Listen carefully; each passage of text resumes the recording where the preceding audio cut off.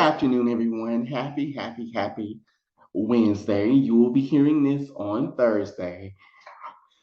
As you can see, I am not on the stream. I am not on screen because I don't feel like being on screen. I just don't. But I wanted to come on and talk about the issues that are surrounding Tamika and Latasha. Um, Lord have mercy. Tamika and Latasha Scott of the group Escape. If you don't know who Escape is, they are a 90s R&B group. They debuted in, I think, 1993. I think 92 or 93. I'm not 100% sure. And they have a slew of number one hits. Just Kicking It, Do You Want To? I Got Love on My Mind, or On My Mind, because I've got Love on My Mind. That's Natalie Cole. Trying to think of another one. Softest Place on Earth, Tonight, things like that. So I just wanted to discuss their dynamic. And I mainly want to discuss, and I touched on this before a couple of times. I did a video about toxic families. So yeah, we're going to talk about this, but we're going to talk about it more so in terms of how one person can turn two people against each other. So before I get into it, let me just say thank you guys so much for watching, for commenting, and for subscribing to the channel.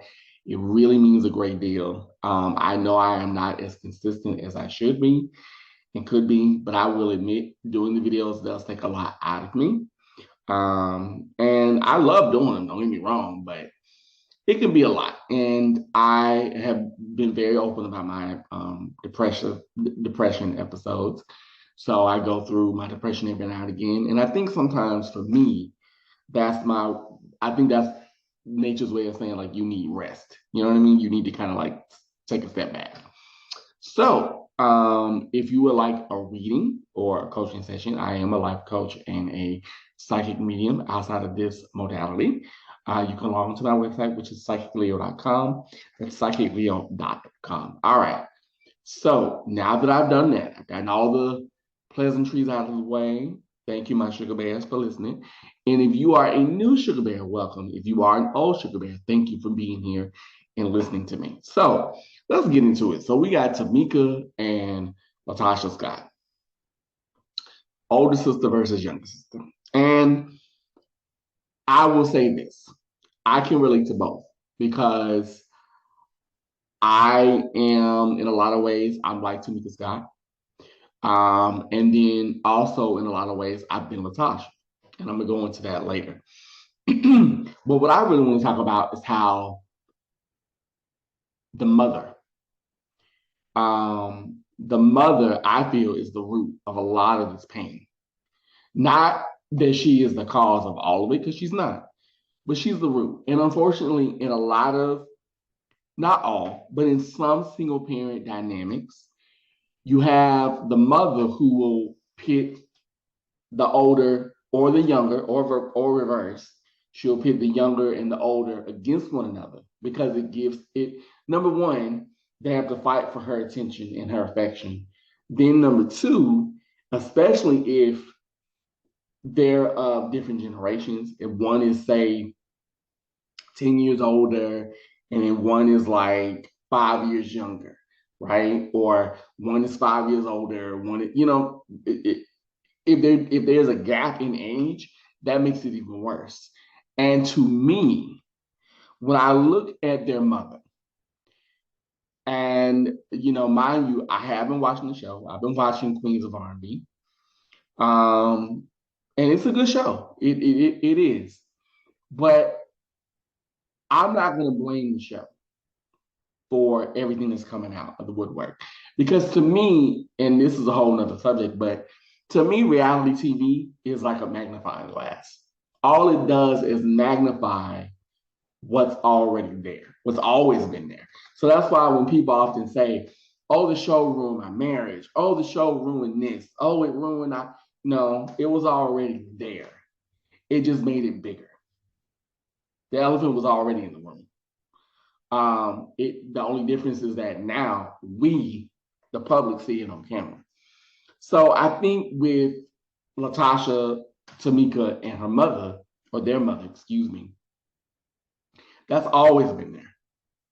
That favoritism has always been there. And I don't care what family you're from. You can be part of the royal family. You can be a part of the Kennedys. There's always somebody in our family that's the star that can do no wrong. And if you look at Latasha, that's exactly what she is. If you look at the mother and how she treats not just Tamika, but how she treats Latasha, she coddles her a lot. She makes her feel superior.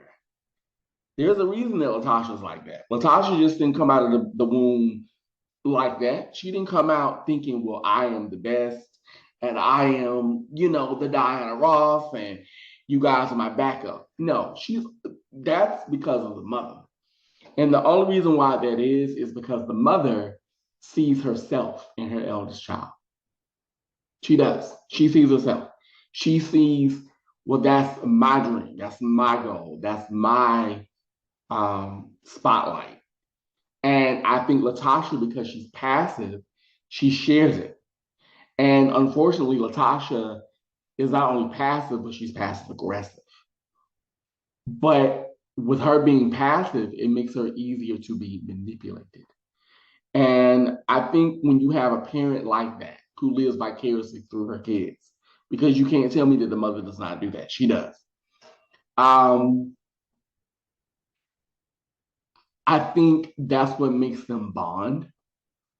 And honestly, I get Latasha because, and here's where I understand Latasha in a sense. I don't think that what she's doing is right, but I get why she's doing it. Because Latasha, I think, feels like she's in everybody's shadow but her own. But what she does not understand is that nobody's stopping her but herself. Nobody's stopping her from doing what she wants to do. Nobody's stopping her from pursuing her dreams, her goals, her ambitions. No one's stopping her. But it's not only what she hears what she wants to hear, which is why she has the attitude she does. And then at the same time, I think people around her, i.e., her husband, are in her ear, and they fan the flame. But getting back to the mother clearly is hurt.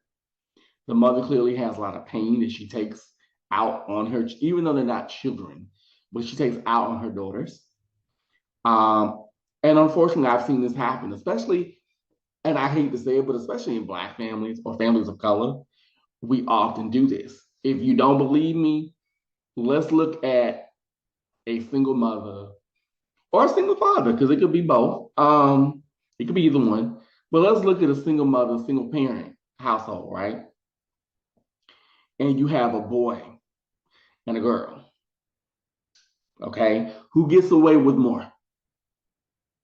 Okay? Who can bring home, who can literally bring people home, have sex in the house, and the mother don't say nothing? Oh, well, he gonna do what he do, right? But then if it's a woman, right, if a girl does it, oh, well, you a hoe, you nasty, you dirty, you want to beat him.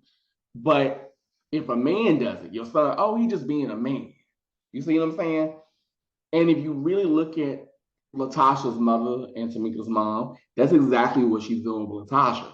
She's coddling her, like, oh, that's just who she is. Oh, your sister's just jealous of you. You see what I mean? And then when it comes to Tamika's thing is, I've been ride or die for you even when I knew you were wrong. You see? Even when I knew you were not right. Even when I knew you stole my money. Even when I knew the things you did behind the scenes within the group and outside of the group, I still stood for you, because Tamika comes from that adage of family is family. And a lot of us come from that. We don't understand that.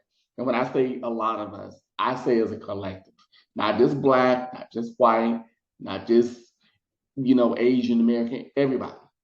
But a lot of us come from that. Well, that's your family. That's your mom. That's your daddy. That's your brother. And we don't come from that attitude of, Okay, yeah, that may be your mother, your dad, your brother, your sister, but just because you are related to them doesn't mean you have to interact with them, nor do you have to agree with the things that they are doing, especially when you know they're wrong. And unfortunately, Tamika has always been in the middle. Tamika has always been made to feel like, well, I'm the odd one out, or she's been made to feel like I have to make a choice. That's why, if you notice in the previous episode when she was talking to her mother, and she was like, listen, if you don't respect me as a grown woman and you don't understand where I'm coming from, I'm going to have to step back from you. And it wasn't until she laid down the law in her own way, because she wasn't disrespectful, but she laid out the law in her own way and said, listen, I love you, but I'm not dealing with this. That was when the mother was like, wait a minute, I don't want my daughter, my baby, to go away from me. Because unfortunately, getting back to the mother is clinging to her kids. And she's taking out a lot of her pain on both her children, whether she knows it or not. Because that anger that the mother has gone through.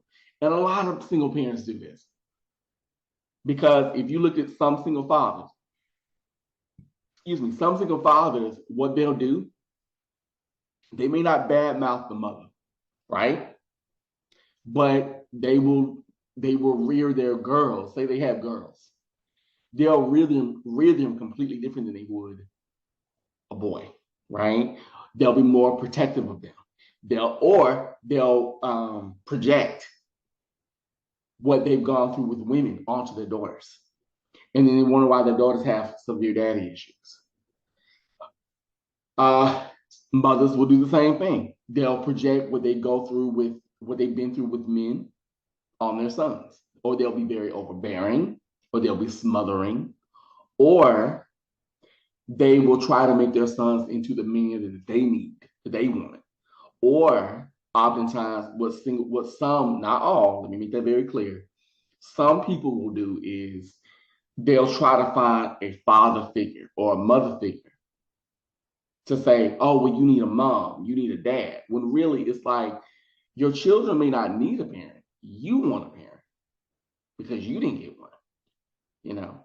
And unfortunately, you project it onto your children. And then when they go out into the world and they interact and form relationships of their own, their relationships are highly dysfunctional because that's all they know. And I think when it comes to the Scott sisters, that's exactly what it is. So I don't necessarily blame, like, I blame Latasha for what she's doing, Latasha and Rocky, with the money and all that kind of stuff. But I also look at the root, and for me, the root is the mom. She is, because you treat your children completely different. And I've seen this in my own family. Like, I know people that do that. You know, oh, well, you're different. No, how?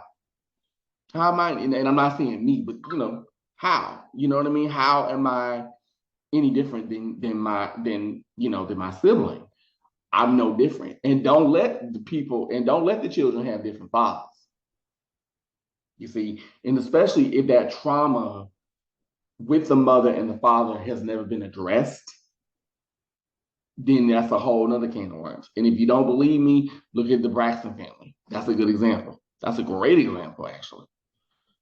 You know what I mean? Look at them. Even though they were a two-parent household, but look at how the mother included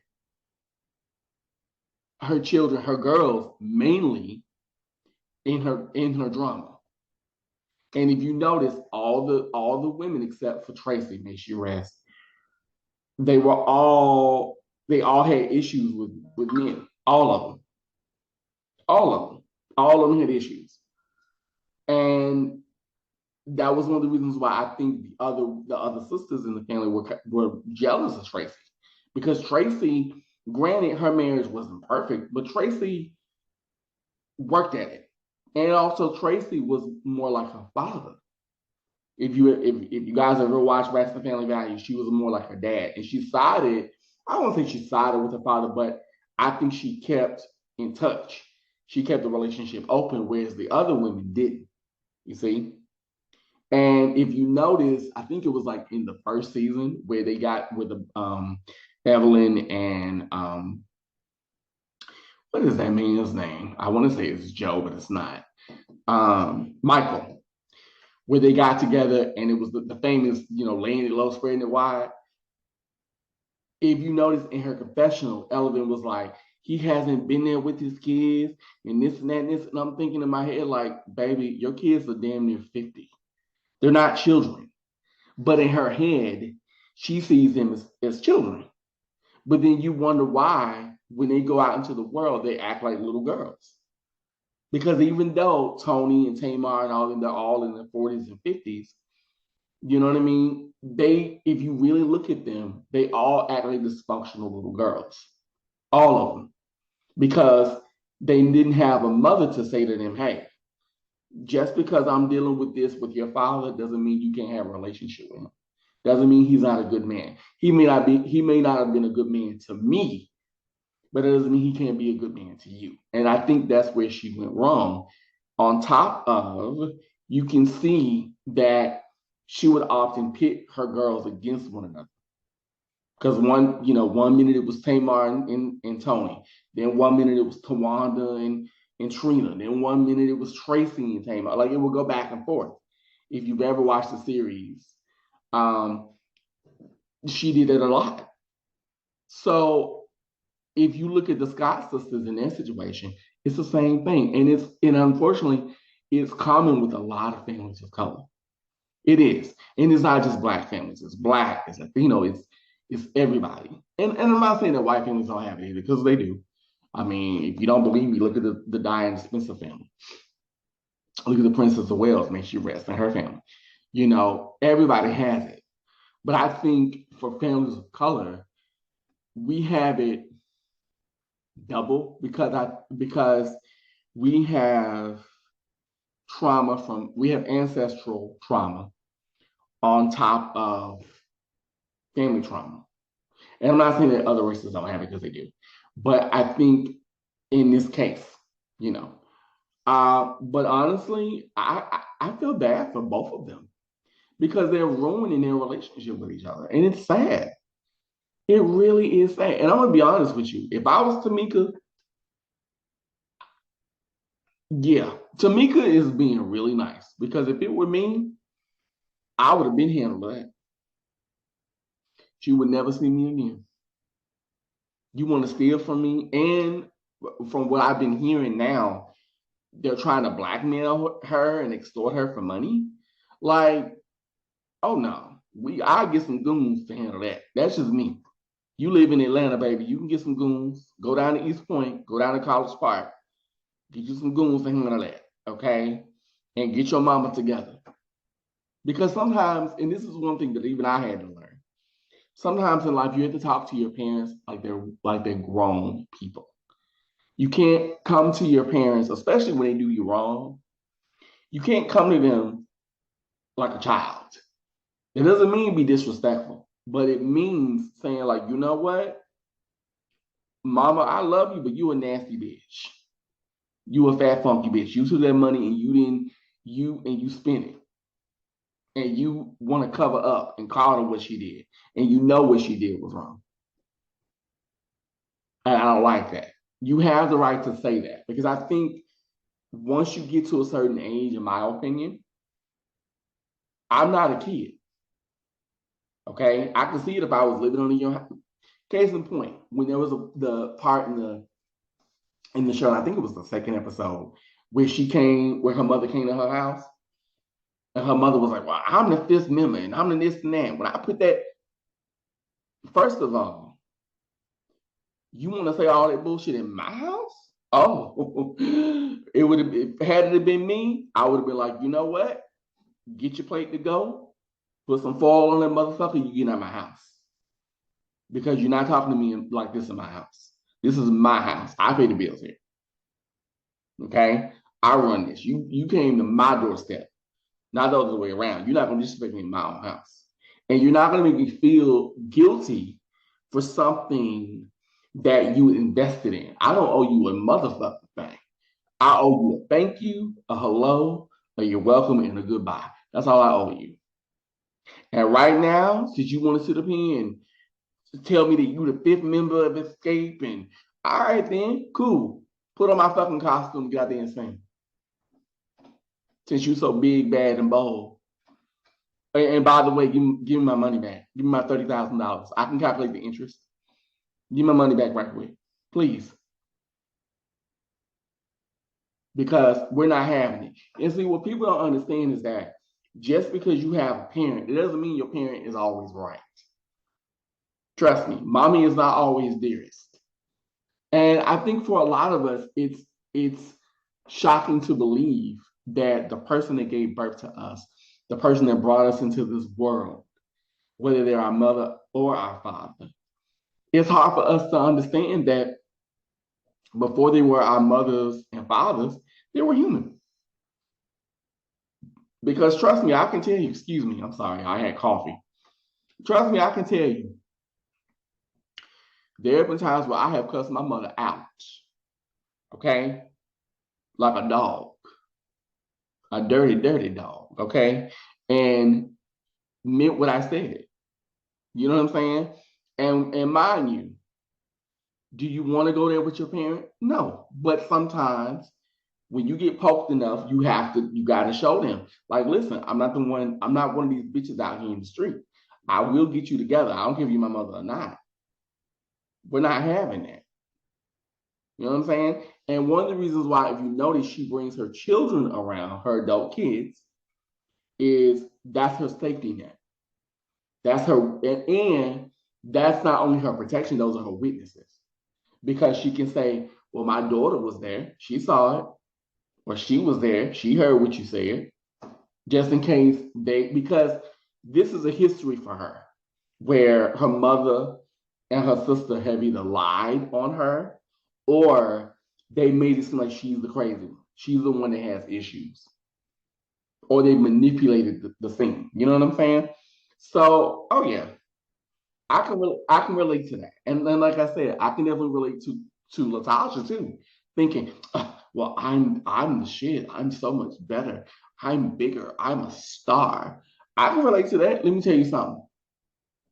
Life will humble you real quick, baby. Okay? You think you all that. And let's be honest. I'm not going to sit here and deny that Latasha Scott can't sing. She has a beautiful voice. Her voice is gorgeous. But it's not about your talent. We know you have talent, but it's about you having humility. It's about you being humble. If you so churchy, you should know this. But them church folks, child, I'm not gonna get into that. But we won't even get into that. That's a whole nother story time for another day. But that's what it's about. And it's about you speaking for yourself instead of allowing your man to not only speak through you, but speak for you. Okay. Yes, that Bible says, cleave to thy husband and wife. Trust me, I've read that Bible, probably more than so-called Christians out here, but I've read it. Just because I don't, me and Jose Cristo don't get along, it don't mean that he ain't, invited to the cookout. I just don't eat his potato salad. All right. But the point is, if you believe in that thing as you do, then yes, you're supposed to cleave to your husband, but you're also supposed to have your own mind. And what people don't understand about that verse that says, wives, submit to your husbands. Okay, let's start there. Submission is permission. I'll use myself as an example. When I submit to a man, when I lie with a man, okay, though some of y'all say it's an abomination, but so is wearing mixed fabrics, but we don't go into that, or eating shellfish. But anywho, but the point is, when I submit to a man, I'm doing it out of my own choosing. I don't have to do anything. I'm doing it because I want to. And because I feel secure, I feel safe, I feel needed, I feel wanted, I feel desired. So many different layers. I'm not just doing it because that man happens to be my husband or my boyfriend. No. Okay. And I think with Latasha, that's what she has to understand. And I also think that it's sad that she's going around saying that, making it seem like Tamika has mental illness issues when really and truly it may be her. You know what I mean? I'm no psychiatrist. I am not a therapist by any means. I'm a life coach. Life coach and therapist are not the same thing. But yeah, girl, you might want to look at yourself. Just saying. But like I said, the root of this is the mother. The mother and her pain. And if you notice, both girls are carrying the pain that they honestly don't have to carry. But they're carrying it because the mother feels like, well, I've been both mother and father, but okay, but we didn't ask you to do that. That's what you chose to do. You know what I mean? And it's not like their father isn't in their lives. He is, you see, but you have not let go of that toxicity. He walked out on you. He didn't walk out on us. And that's what I think the mother has to understand. But that's my thoughts on this. So what do you guys think about this whole Tamika Scott and Latasha Scott thing? And do you agree that oftentimes it's not necessarily that two relatives or two sisters can't get along?